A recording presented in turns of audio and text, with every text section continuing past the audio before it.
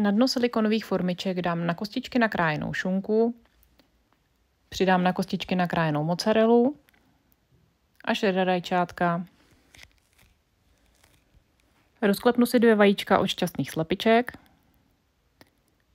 která dle chuti osolím a opepřím.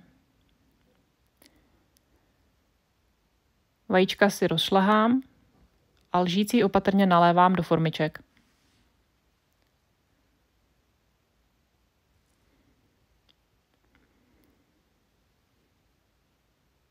Navrch nasypu nastrouhaný cheddar. Formičky přendám do horkovzdušné fritézy, kterou si zapnu na 190 stupňů pro gram bake. A voilà, po 7 minutách je hotovo.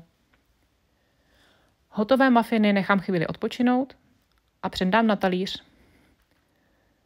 Skvělé jsou jen tak se salátem a kouskem celozrnného pečiva. Teď už vám popřeji dobrou chuť a nezapomeňte mě sledovat pro více inspirace.